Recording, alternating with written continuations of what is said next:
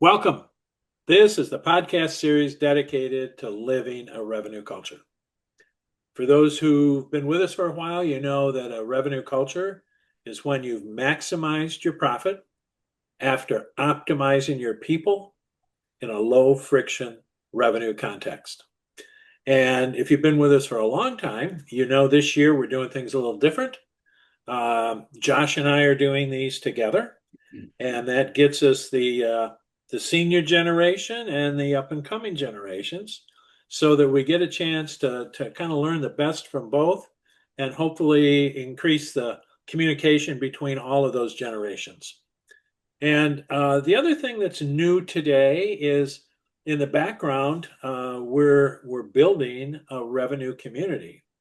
And we're doing that, a professional revenue community, because most of the world doesn't get up in the morning and say, wow, I want my kids to be sales and marketing people because it's so admired.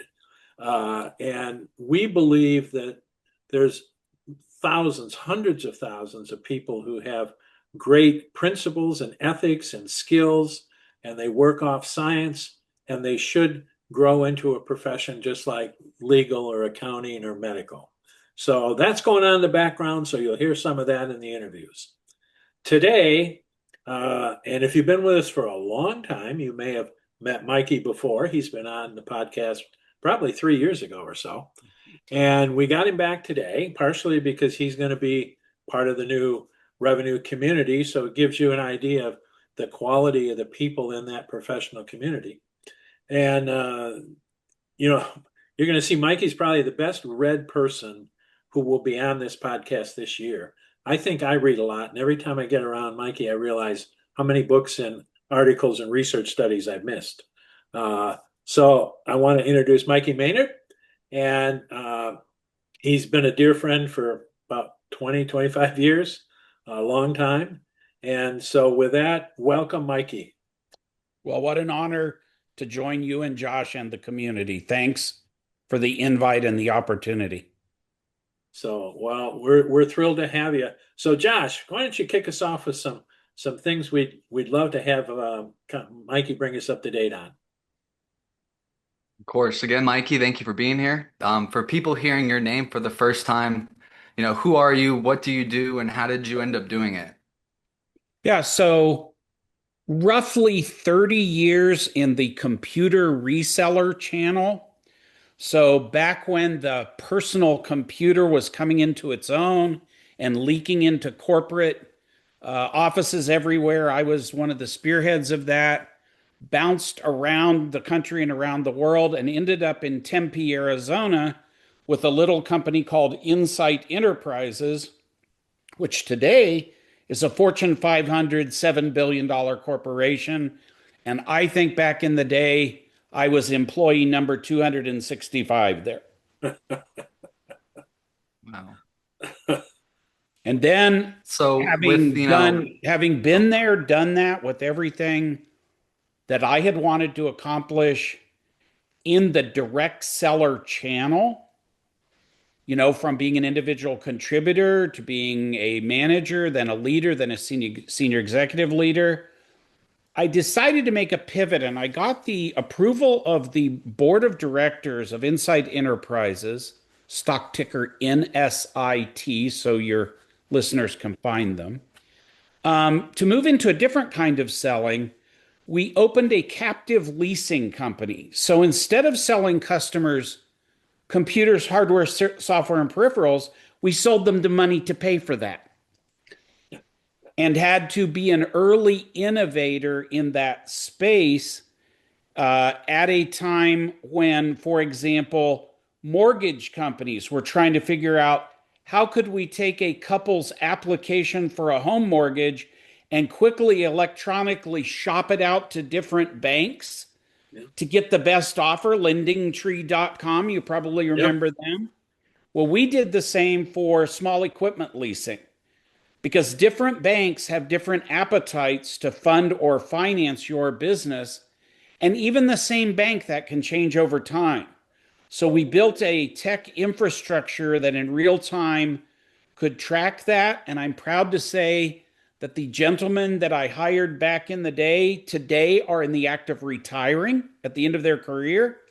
And that is still the captive leasing company for Insight and also the captive leasing company for a corporation called Ingram Micro in Orange County, California, and around the world, which is the world's largest distributor of computers, electronics, software, and services. And all of the people writing and funding those leases back in the day I hired, and I'm watching them age with me and move on into the sunset. And in the year 2000, I left corporate life as we know it and embarked on broadly speaking consulting. Because, Josh, I learned when you're a results maker inside a company, even a really big multi-billion-dollar company, they can count on you for producing those results, those KPIs, for exactly one company. And I always wanted to have the opportunity to do that for a lot of companies. So since July the 5th, 2000, because July the 4th was a Sunday, so I couldn't incorporate, since July the 5th, 2000, I've been gainfully unemployed, purveying revenue science to clients around the world. I hope that helps. I love that. So with, 35 years in leadership and human capital, what's the one thing that stayed consistent about people and organizations through all the change you've seen? Gosh, I'm tempted to name a bunch of things that have stayed consistent in the negative. Because Rick Well, you McPartlin could and do one in I, the negative and the positive. well, we combat this every day. Why do revenue organizations keep making the same mistakes over and over again? I would say consistent on the positive side, notwithstanding all of today's move towards artificial intelligence, agentic bots, auto send emails. Consistent in the revenue professions are the professionals who purvey it. In a business to consumer world, we've seen that move to a model, the Amazon model, where I can get on, find a 5-star review, check to see if another product would work better, never ask to see a sales rep, hit my credit card, and the next day or even sometimes the same day the product's here. In B2B selling, I don't see that happening as much because of the thing Rick always talks about, which is complexity. A consumer sale can be relatively simple. A business sale is complex. So, Josh, I think across the years, that which I'm most touched by, that which I'm most proud of, are the professional human beings that I worked with. Amen.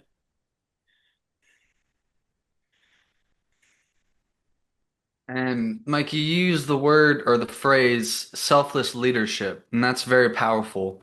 For people who might not be familiar, what does that actually mean in practice, and how did that become your North Star? Well, in the world of teaching, training, coaching, and helping leaders, we actually teach the same thing that Rick McPartlin teaches in SmartRev, which is take a customer back viewpoint, not a headquarters out viewpoint. So we try to train leaders not to lead by do it because I say so, do it because it's company policy, do it or else you'll be punished, but rather, as your leader coach, how can I help you attain your life goals? And let's work together on that. I know you're not going to work for me forever, and you're probably not going to work for this company forever. So while you're here, what could you produce for the company in exchange? What can I give you that gets you on to the next step up, whatever that looks like in your world? And so the selfless leader isn't there to show with a domination of their power, invoke threats, be menacing to their people. It's to help their people be successful. It's the same that we teach in Smart Revenue. And what is a gifted boss, and why is developing them so critical right now, especially for small to mid-sized businesses? Sure, a gifted boss gets work out of you because you actually want to work for her or him. You look forward to every day, every workday starting. You've learned so much with that boss that it's actually hard to imagine doing your job without them. There's all kinds of bosses, bossy bosses.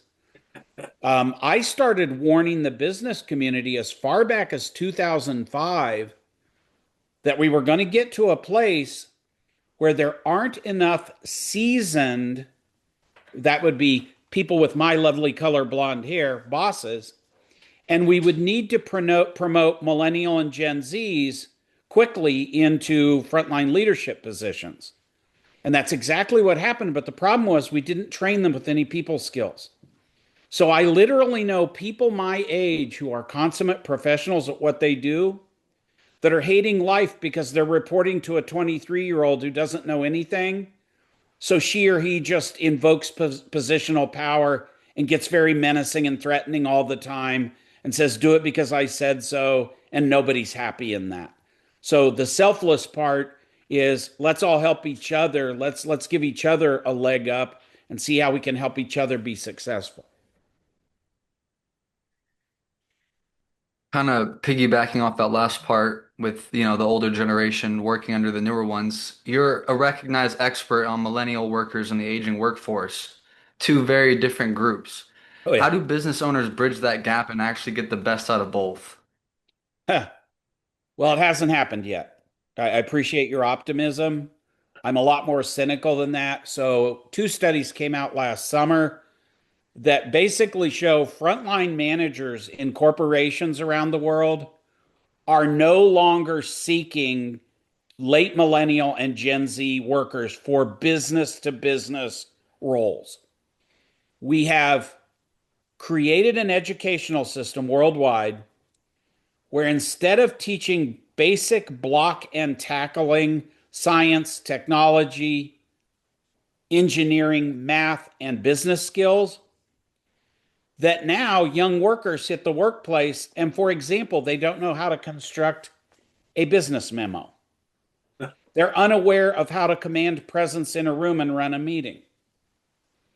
They don't know how effectively to get other people on board with their project when they can't be the boss.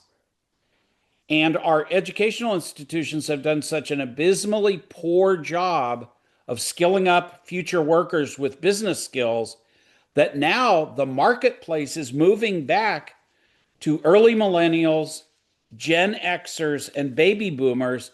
And they're bringing a lot of baby boomers back from retirement because they've got the skill set, they've got the mindset, they know how to run business and run it profitably. And we are bereft of a young generation, I fear, where basic business skills are part of their DNA. And I don't know how you then add it afterwards. Well, Mikey, given that, what's your recommendation? What should we be thinking about, earlier, not there's probably no quick fix for this, but what should we be thinking about earlier in the process? Well, in the revenue side of any business, even nonprofit businesses, of the various factors which predict how successful a sales professional, marketing professional, sales development rep is going to be, particularly if they're selling B2B, business to business, isn't their personality type, it's not their age or cohort, it's not where they went to school, it's business acumen.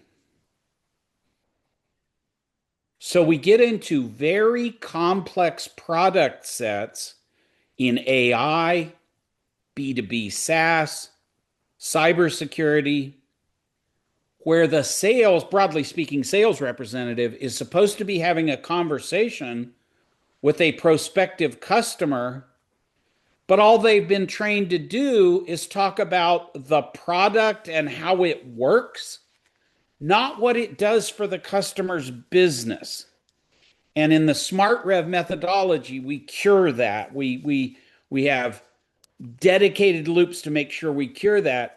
but it sends all kinds of sellers to market thinking they can just show how slick and cool and whatever the product is, and it will cause a buy urge on behalf of the economic buyer. And nothing could be further from the truth, which is why I said earlier, I think the one common ground to successful revenue is properly trained, properly skilled, properly coached human beings who have business acumen. Yeah.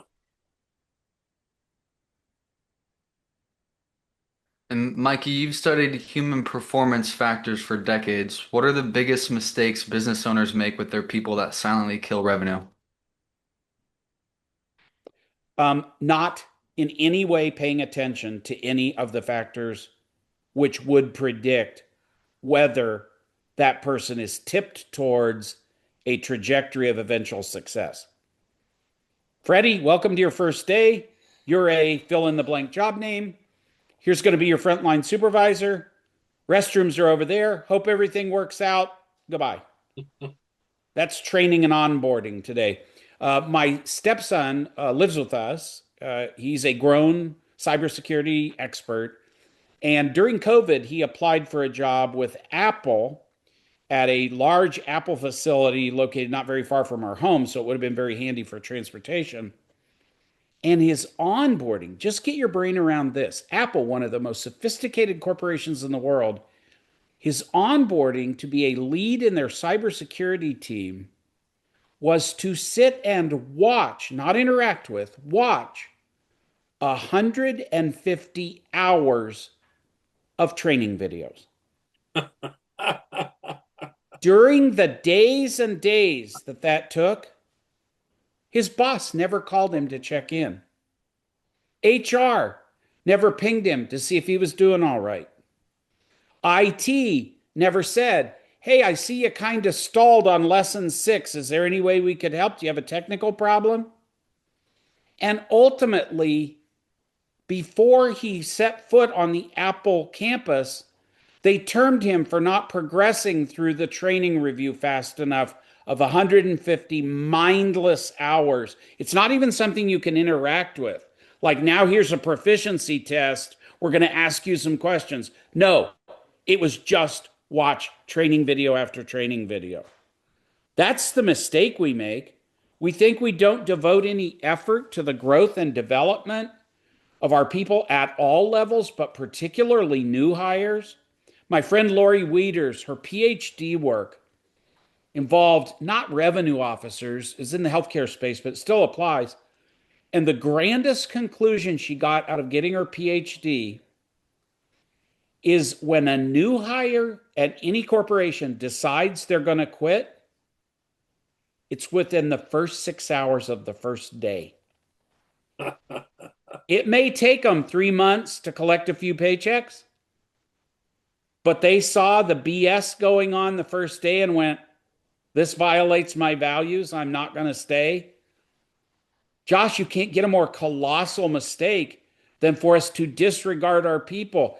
There's this proliferation now, out of control proliferation of sales automation AI applications, programs that sort through leads and tee them up for the SDRs to call them, agentic AI that gives you a script to read, agents where it's not even a human calling the customer, it's an agent acting as if human, et cetera, et cetera, et cetera.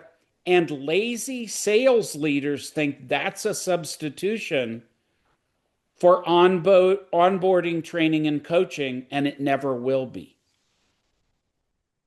You know, Mikey, one of the things when you gave your history, you didn't mention the years you spent with assessment technology and building organizations Yep. and global world-class organizations in this space. Would you share a little bit about that? Because that was a fascinating part of what you've done. Would you gentlemen agree that the typical corporation makes a big expenditure on a sales new hire It could be several $100,000. Would you agree with that Oh, yeah. conceptually? Yeah. Okay. Well, if you were going to have a builder build you a home and you were going to spend several $100,000 on it, would it shock you a little bit to find out the builder doesn't use any blueprints or make any plans? And you're probably going to have problems with the home later, just honestly. Yeah, for sure. So, the mistake that we make in hiring people in all jobs, in all kinds of industries and companies, is we don't create the blueprint for what we need in that job. And then we just hire whoever most impresses the hiring interviews at interview time. And we have no predictive model that says what's the likelihood they're actually going to work out.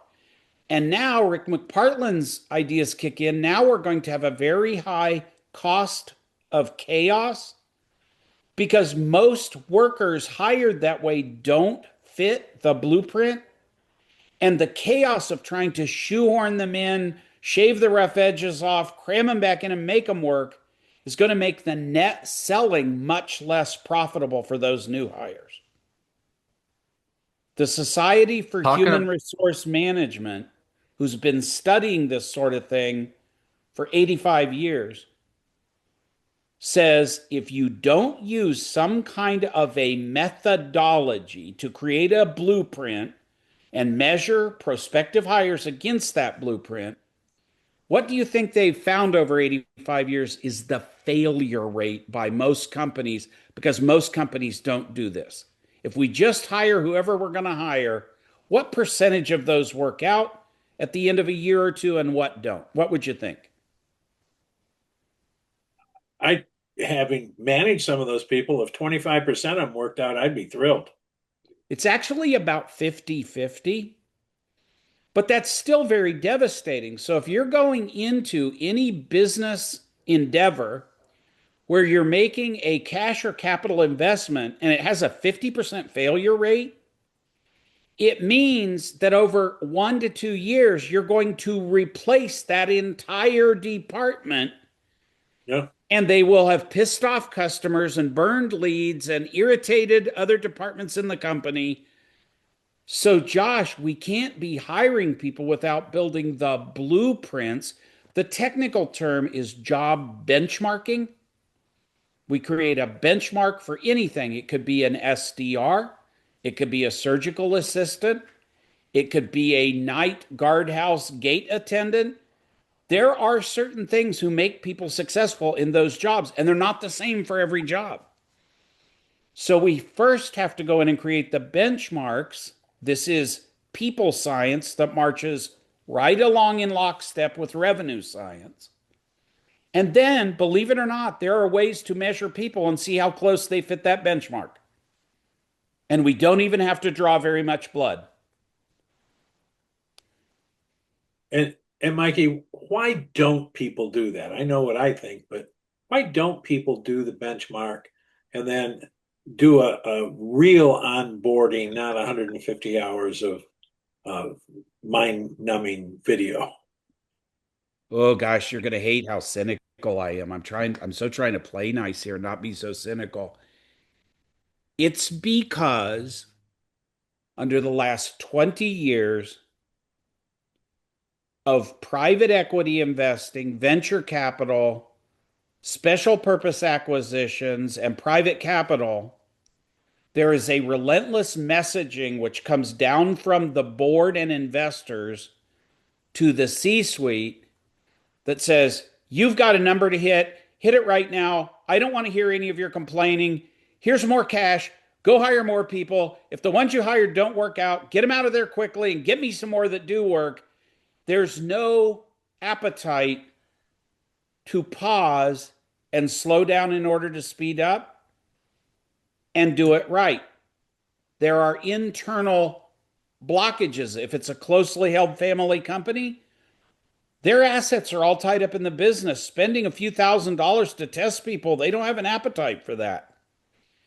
If they have an HR department, a lot of HR professionals are averse to testing in fear it will somehow trip them up in the future legally against some unknown specter of inadvertent discrimination. So it's kind of a don't ask, don't tell. Yeah. I'm sorry for the cynicism that just drips off of all of that. But Josh, you asked me to be truthful, and that's what causes it. Because progressive companies and progressive leaders benefit greatly from knowing all their people and having a career path. Susan isn't a great fit for the job she's in now, but we are grooming, coaching, and training her for the next role, and she's going to excel. Well, how would they know that? They would have to have benchmarked the jobs and also measured Susan. It can't be a guess. And so it's a very benevolent practice, but there are too many, Rick, what would you call it? Think and live in the moment Yeah. directives, Yep. not let's invest for the long term. Mikey, have you read a book called Another Way? Mm-mm. But I've sure It, had a lot of CEOs recommend it to me. it is spectacular, and it's written by a Stanford MBA who started out at, I think, Kleiner Perkins or someplace. Sure. And so he learned the world that you just described. We're going to grow like crazy. We're going to throw money in. And if the economy changes, then we'll fire half the people we already hired, and then we'll throw more money in. Yep. And you just keep doing this model all to get to a point to flip. And in his career, he decided he wanted to go be an entrepreneur. To make a really long story short, he started studying great entrepreneurial companies who are in it for the long term and highly value their people. Sure. And, like Enterprise Cars and In-N-Out and, Yeah. all kinds of places that are multi-billion dollar companies. And the thing he was amazed at is they could get to 10 billion as a private company and never had a layoff. Right. When he was in the VC world, they were laying off people all the time. Hire Yeah. 5,000, lay off 1,000. Yep. And it's a wonderful book because it really takes that mindset of why am I here and what is it we're really trying to accomplish. And then they both groups live it, but you get way different answers. That's right. Yep. Spectacular book. And now, Mikey, Rick's work is all about revenue culture, aligning the entire organization around revenue generation. How does what you do in human capital and people analytics connect to that? Well, the people analytics is only one of the lives I live. I'm also full time a bridge or fractal chief revenue officer. So Rick McPartlin is the father of revenue science. I'm the leading practitioner of it.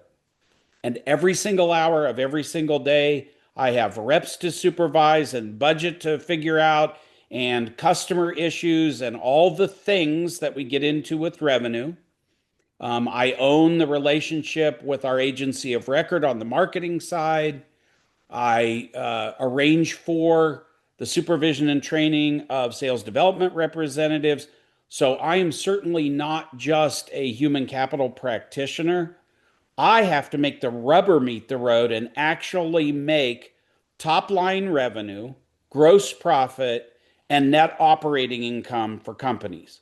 My typical KPI I measured on is business valuation because most of the ownership teams of most of my clients are baby boomers who are eyeing that second home up in the mountains where they'd really like to be restoring their vintage vehicles, not being in the same business they've been in since they were 9 years old. And so, Josh, I'm on the hook to produce results. And how I do that is I am a strict adherent to that methodology espoused in the book Smart Rev by Rick McPartlin, and I live it every day. In fact, my latest work product for the business community, for any of your listeners, I have a deck that takes 1 hour and 15 minutes to present called The Single Point of Failure in Sales and the 7 Deadly Sins Which Cause It. And what that comes from is every time I'm whistled into a new company where revenue has come off the rails, The same 7 things, some mixture of them is broken. It never changes. So I wish I could make this really obtuse and charge really outrageous fees for something nobody could understand. But in fact, it's very straightforward. And one of the 7 elements, Josh, is we're not hiring intelligently. So we will put anybody into an open, broadly speaking, sales seat.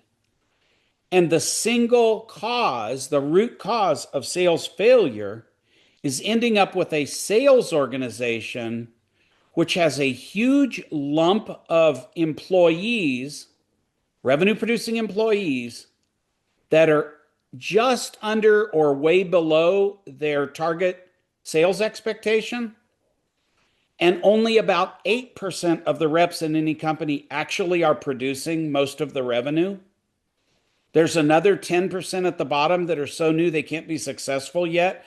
But if we could hire them smart and train and coach them right, they could soar like eagles. But sales organizations let a whole blobby middle of underperformers stay forever because the comp plan for the sales leader is written based on turnover. So he's not going to have anybody turn over. He'll just keep them in the seat on the theory a dollar's a dollar. Well, the problem is all those dollars being sold are not profitable. So then the CFO wonders at the end of each quarter, how come we had record sales, but I have no net operating income?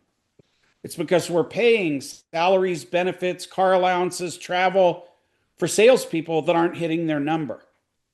And there's 7 things that cause that, but that statistic is what propels the sales locomotive off the rails and over the cliff.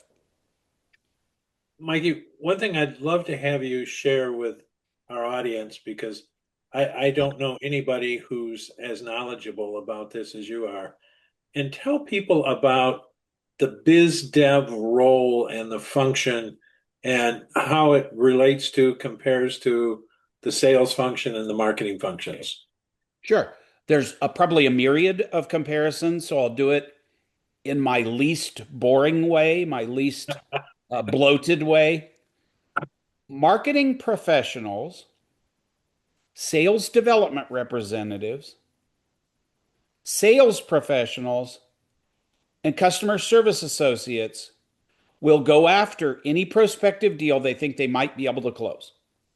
They will chase and chase and chase and chase and chase and chase it as far as they can, eventually probably in their CRM marking it closed, lost.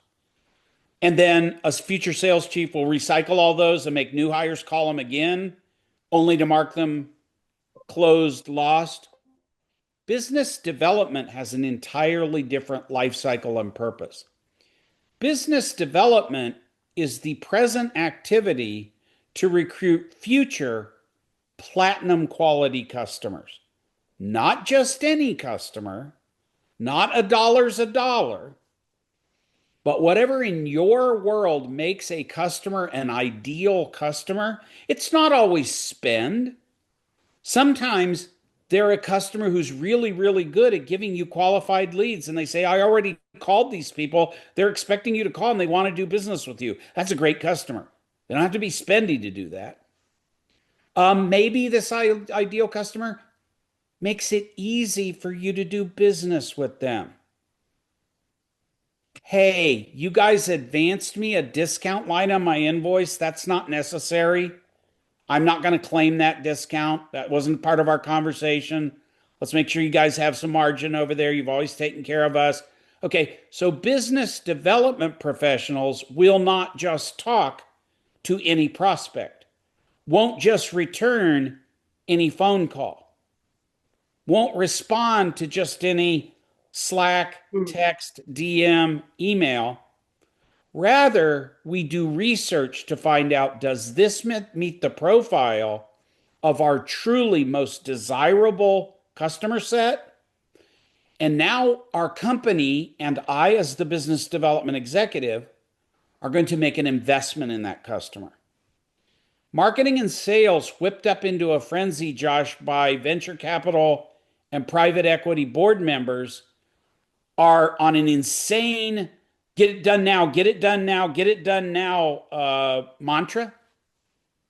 I tell people all the time, any deal I'm working in business development, from first contact to, oh, it looks like a purchase order is going to come over, 3 months to 3 years. Yep.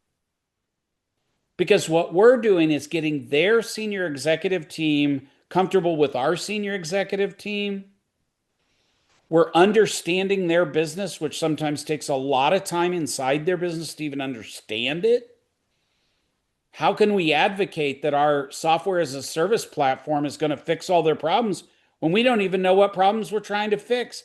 But sales and marketing will tell you we can, because they've been beat into a frenzy to get something in the pipeline and justify it on a QBR, quarterly business review, in front of your peers, where you are openly flayed in front of everybody and embarrassed about your own deals that you don't know anything about. Doesn't happen in the business development world. The leadership team for my company knows their leadership team. We are doing events together that do not need to turn into immediate business, but we're building trust over time, and we are cultivating relationships, which when Rick McPartlin tells you you're selling in a bubble, you may be able to monopolize right now because we're in a bubble. Like if I was selling aerospace military hardware right now, Raytheon's got big contracts coming in. I can go make some sales with Raytheon. But when that bubble bursts, you don't have any sticking power. Yeah. If you instead have a relationship with executive to executive in both companies, the business will come when it's intended to come. And those are very low exertion deals to get closed. They're very transparent. They're very possible to calculate and measure. So business development isn't the title you give a salesperson in lieu of promoting them and giving them more salary, but at least they feel puffed up because they've got that title. You don't call SDRs business development reps. That's not true. That's not what SDRs do. They're weighing and banging and churning and burning phone calls. That's not building a relationship. So the term business development in my heart holds sacred ground. It's a different function and completely part of revenue science. And Mikey, because I love the way you approach that. And, we talk about the revenue culture. Companies that do business development well, my guess is their culture is quite different than the companies who, everything's short term, everything's transactional, everything's headquarters out. In your experience, is that a true statement? 50% of the time, yes, it's exactly what you imagined. But be careful, 50% of the time, the term business development is being used in a short time horizon company. So, for example, business development might mean the point person for doing mergers and acquisitions. Our private equity guys tell us if we can buy this company and it's accretive, our share price will go up, they can flip it, and we'll all get rich. Hey, let's have a business development team go court these acquisition targets.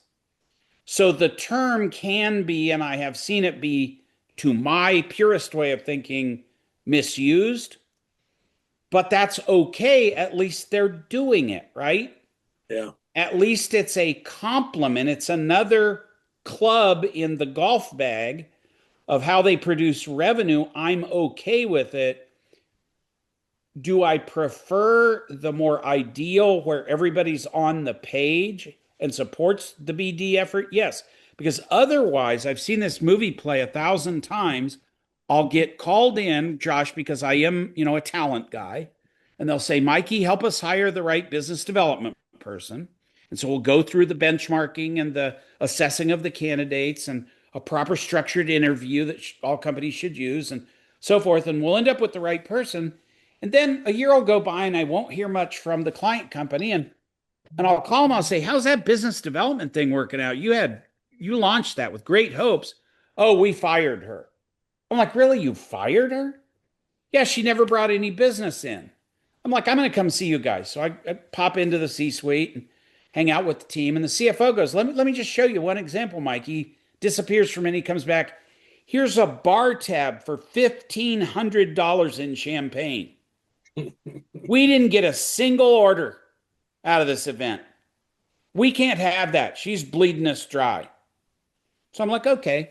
I call the former business development person. I say, let's get together for a beer. I say, so I've heard the news. She goes, yeah, I'm glad to be out of there. I say, so give me your perspective. She said, I brought them 7 absolutely real live deals. And in all 7 cases, I said, oh, no, we, the ownership team of the company, we already knew those people, so you won't be getting credit for those. Those aren't really your deals. We would have got them anyway somehow. Yep. And so you get blaming back and forth because nobody agreed before that person started her first day of work what her job was, what her KPIs, key performance indicators were, how those would be measured, how it would tie to things like promotions, raises, commissions, bonuses. So she tried really hard off in a vacuum. They tried really hard off in a vacuum. Nobody ever talked to each other. And in the end, it flamed out and burned. And they go, we're never doing business development again. Yep, I've seen that. So Josh, what other questions you got for Mikey? Last 2 questions. For the younger audience, Mikey, students, young adults wanting a career in business, what's one thing you wish someone had told you early about business, people, and leadership and how it actually works? That very few workers in the world get to choose their own standard of living. I run a factory, an old school factory in Tempe, and people, when they start, make $17.65 an hour, period. That's it. But in executive jobs, in business jobs, certainly in the revenue function, for all practical purposes, there is no limit on the lifestyle you can have and support and finance through income that you make by making money with your company's customers, not making money from your customers. If you can show your company's customers how they can prosper, the lifestyle which comes to you is as good or better than a doctor, stockbroker. I can go on and on. There just aren't many jobs in the world where at age 23 you could choose that as a career trajectory and support a lifestyle that's whatever you want it to be. It's not my judgment of your lifestyle, it's whatever you want it to be. In most, frankly, you are pigeonholed into, did you not read the memo? This is what the job pays. Get over yourself. And that's a great self attainment opportunity that just isn't offered to very many people. Josh, and let me ask Mikey the last question because it's one that Yep. I know Mikey so well. This is one the audience should hear. Mikey, I don't think I know anybody who is, well, first, I don't know anybody better networked than you are. But secondly, I don't know anybody who's more willing to share your network with the right people. Yep. Talk about that as part of your business model, because too often I think people hoard things and you have a completely different approach. Yeah. Well, how Josh would phrase this is it's about a mentality. You either have a scarcity mentality, I have to hoard this, I have to keep it to myself, somebody can take it from me, or you have an abundance mentality. I'm not going to live that many more years. How much do I need to hoard? I should share this around and spread the benefit out. So one of the things that I do that you might not know about is since 2015, I have released into the public domain a method which helps executives, predominantly C-suite executives, navigate their career transition when all of a sudden they got fired, sold, bought, moved, whatever. And I don't charge a penny for that because that's not help if you leave an invoice behind afterwards. I help them with a science-based methodology. And the third and final leg of that, if they wish to utilize it, is exposure to my network to enlist powerful people in my network who might know of roles that aren't published, aren't on job boards, nobody knows about. Even the incumbent in the job doesn't know they're about to be fired, and advocate for my mentee who I'm coaching to get them moved into that job efficiently for everybody. So my network, I literally deploy actively in many ways, but particularly that way, because when you suddenly have lost your definition, which is I'm the chief X officer, it's devastating. Yeah. And you're kind of adrift. And to have powerful people say, that's okay, we're going to get you landed. Don't worry. Hop in my car. We're going to go see some people. That's a true gift. You do not make a penny from hoarding. I happen to know, Josh, that every possession I own is actually on lease from God. And the minute I leave, it all gets repossessed. So there's no sense hoarding it. I can't keep it anyway. Well, thank you for that, because that's one of the things I've always admired, Mikey, is nobody is more willing to share than you are. And people need to recognize why that's not just good for the people you share with, but it's good for you as well. It's good for the business community. Yeah. So, so Mikey, what would you like to leave us with? What would you like the audience to hear from you and be able to think about and put to use? Well, somebody I admire in life is Carroll Shelby. Among other things, he invented the Ford Mustang. He's a race car guy. And my favorite quote from Carroll Shelby is, there's no such thing as too much power, just too little traction.